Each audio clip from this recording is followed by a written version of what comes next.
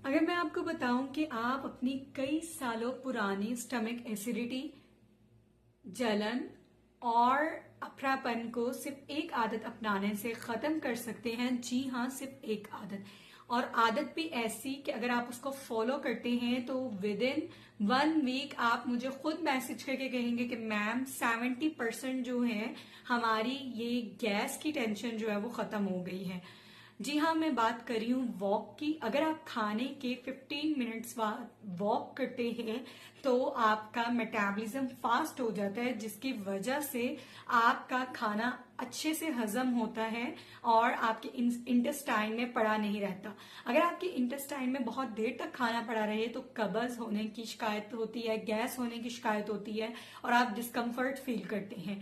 Number 2 पे अगर आप खाना खाने के बाद फौरन लेट जाते हैं तो आपका जो स्टमक है वो हीट अप हो जाता है, जिसकी वजह से भी आपको गैस और कॉन्स्टिपेशन होने की जो शिकायत होती है वो फेस करनी पड़ती है। तो अगर आप वॉक करते हैं 15 मिनट्स की खाना खाने के बाद तो आपका स्टमक जो है वो हीट अप भी नहीं होता। गैस सिर्फ खाने की वजह से नहीं होती, स्टमक के वीक होने की वजह से भी होती है। और अगर आप वॉक करते हैं तो इससे स्टमक और आंतें जो हमारी हैं वो खुद को रिपेयर करती हैं।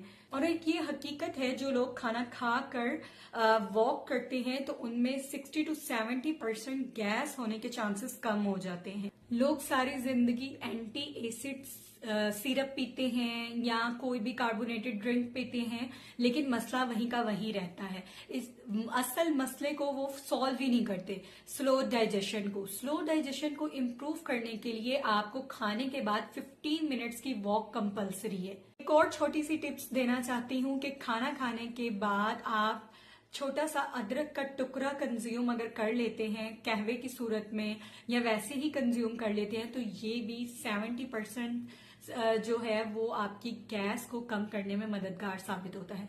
मजीद इस तरह की अच्छी वीडियोस के